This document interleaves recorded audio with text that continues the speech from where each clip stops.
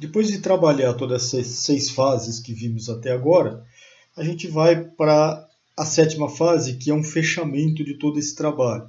Então agora a gente vai garantir ou buscar garantir a estabilidade, ou nós vamos trabalhar para que cada vez as coisas sejam mais estáveis, ou que eu tenha menos perturbação no meu sistema.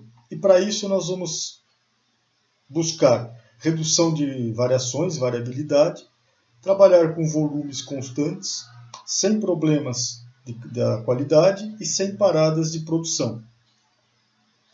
E aí como é que a gente vai fazer isso? A própria história dos volumes constantes. Mas o volume, a demanda não depende de mim, depende do meu cliente. Mas nós já vimos que se tivermos preparado a nossa produção para ter flexibilidade suficiente para produzir pequenos lotes ou lotes cada vez menores, logicamente com baixos custos e sem desperdícios, nós não sentimos essas mudanças de volumes. Então, para nós, o volume fica praticamente constante. Aquela história que se eu conseguisse fazer uma peça de cada vez, um produto de cada vez, conforme meu cliente pede, e se eu tivesse agilidade para isso, a coisa seria muito melhor. Então, nós vamos buscar esse tipo de situação, ou chegar, logicamente, o mais próximo disso tudo. Quando aplicar a produção puxada? Quando a gente não conseguir fazer o fluxo contínuo certinho, não conseguir fazer, o cliente pediu, eu produzo rapidamente e entrego para ele, na maioria dos casos não vamos conseguir, então nós vamos passar a trabalhar com aqueles conceitos da produção puxada. A produção puxada vai minimizar as variabilidades que a gente tem, as variações. Então, quando houver variação na demanda, se eu trabalhar com aquele sistema de supermercado controlado, isso vai funcionar como um buffer, eu não sinto esta variação. O cliente vai puxando o que ele, ou vai pedindo o que ele precisa, nós vamos entregando e vamos repondo aquilo que está saindo. Logicamente, a hora que eu olho para um processo complexo, tudo que tem atrás, até chegar aqui neste supermercado, por exemplo, eu tenho que ter toda uma tratativa com conceitos de produção puxada para que tudo isso consiga estar sincronizado ou consiga funcionar como se fosse um fluxo contínuo perfeito. É uma forma de controle da produção, a produção puxada, em que cada etapa do processo só deve produzir um bem ou serviço quando o processo posterior ou o cliente final solicita. Aquele conceito da puxada. O cliente pediu, eu tenho um bufferzinho aqui, eu entrego para ele e depois o meu trabalho é repor aquilo que foi entregue. Então aí eu estou trabalhando, estou garantindo que eu estou trabalhando conforme venda ou conforme demanda do cliente. Essa solicitação se dá através do consumo de um estoque controlado, que é o supermercado, localizado entre os processos. E aí também nós vamos ver aonde cabem esses processos. Com aquele conceito das células, eu não vou pôr um buffer ou um supermercado entre todas as máquinas. A gente vai agrupar máquinas, montar células e depois fazer em alguns pontos esses buffers, esses supermercados. A produção puxada transfere para o chão de fábrica a responsabilidade para a programação diária e mais direta da produção, e não dependendo de outro departamento para poder prever o que o cliente vai querer e, enfim, fazer toda a programação da fábrica.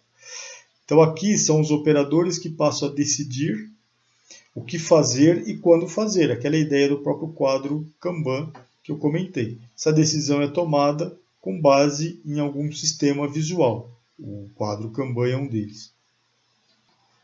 Quando o tempo de resposta, o lead time, for muito longo, eu tenho que ter todo esse arranjo de supermercados, produção puxada para atender o cliente. As montadoras de veículo demoram, por exemplo, 13 horas para montar um carro inteiro, para fabricar um carro inteiro, e o takt time deles, depende da situação ou da montadora, é lá, por exemplo, 180 segundos. Então, a cada 180 segundos sai um carro pronto da linha de montagem. Mas o lead time é 13 horas, por exemplo. Como é que a gente compensa isso? fazendo esses buffers e essas puxadas em partes do processo. Aí eu garanto o fluxo contínuo lá na frente com a cadência ou com a velocidade que me interessa, ou conforme a demanda, conforme vendas do produto. Quando houver um processo não dedicado, fornecendo para diversos clientes, também a gente faz um esquema de um bufferzinho onde eu vou fornecer para vários clientes ou vários processos seguintes com as puxadas também. E essas puxadas é que vão sinalizando para o processo anterior o que deve ser fabricado, o que deve ser reposto.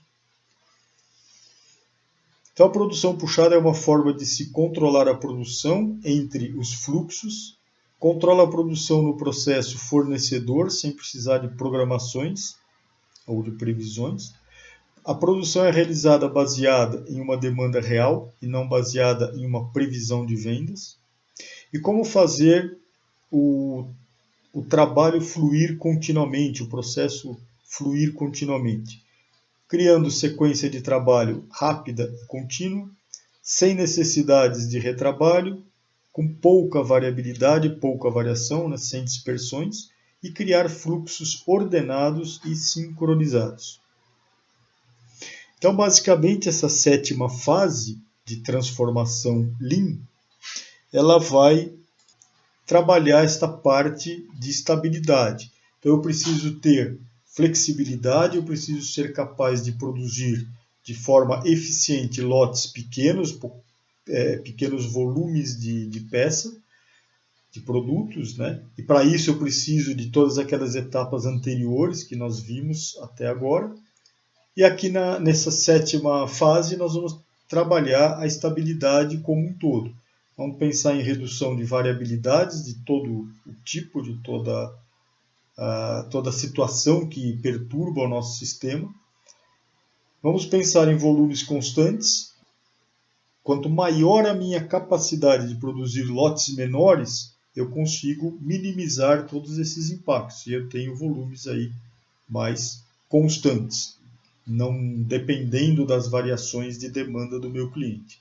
Também temos que atacar problemas da qualidade, porque se eu começo a ter problemas de qualidade com esses estoques minimizados, esses bufferzinhos de supermercados, eu começo a ter dificuldade em cumprir entregas de produtos, né? E também sem paradas de produção, porque está tudo planejado para atender a demanda. E aí eu começo a ter paradas de produção, por exemplo, por quebra de máquina, eu também não consigo atender. Então precisa ser trabalhado toda essa questão.